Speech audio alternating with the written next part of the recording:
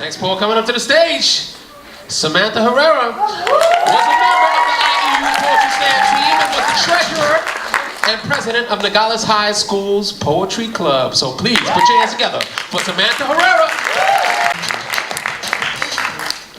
Hi, I just want to say God bless every single one of you for coming out here tonight, or today.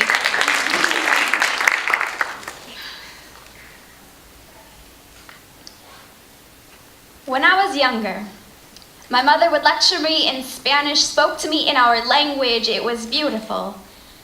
The way her words would roll off her tongue, she never missed a syllable, her sentences were never broken. It was the only language she knew how to speak as a child, so it came naturally. Sometimes I didn't understand half of what she said, but I loved it, and I listened whenever she spoke. And though she never educated me on profanity, I learned that there were specks of ugly tarnishing this language. High school taught me what curse words in Spanish meant. It was an extracurricular activity that I never intended to take. But it didn't take much to understand the ignorance of foul language repeated from the lips of others, calling me out in hallways. I was a target because I didn't, quote, look Mexican.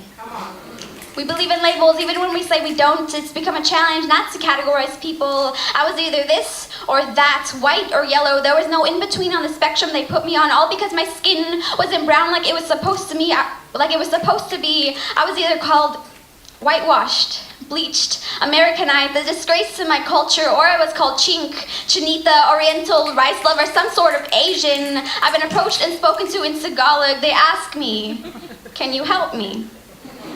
In a language that was never really familiar. My apologies because of confusion. Slapped me in the face harder than when my mother used to slap.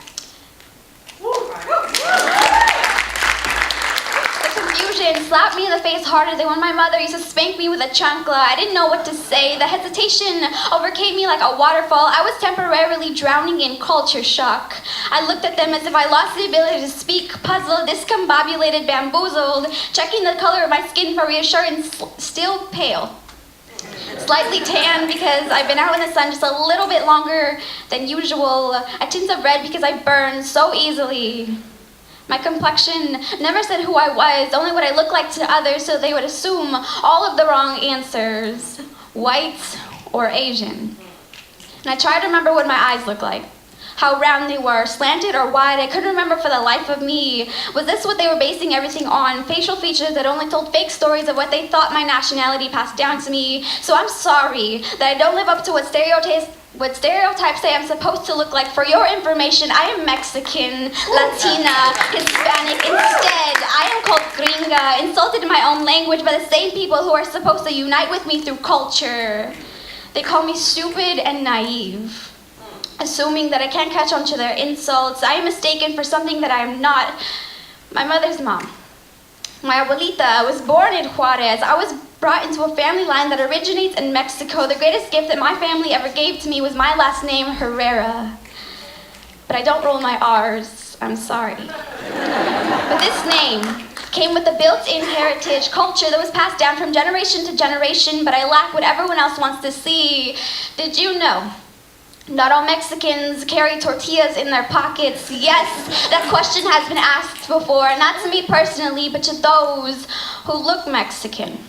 To those who have passed the checklist, racial profiling taken as a joke, words that went too far. The only thing that I fear more than the El Chupacabra are people who lose themselves in the language of racism. I don't own a sweater with a Mexican flag on it. I don't bleed red, white, and green. I don't play soccer. Not all of us are wetbacks. My family was born here, Mexican Americans with a mixture of traditions. And we don't always have a mariachi band in the backyard playing at every family party. But we do. We do cook traditionally, dance until we sing, drink until we sing, and play Mexican bingo with beans, and that's just how it's always been. And I am proud of my roots. As a second generation, it's easy to forget tradition. It's easy to be blinded by the new and stray away from the old, but it's so hard to forget the beauty of my homeland, and I stand like an apple tree waiting to pass on the seeds to my soon-to-be children. I will lecture them in Spanish, water them with our history, teach them the beauty that comes with our background, open their eyes to our heritage, and hope that they will fall in love with this language and their culture. Thank you.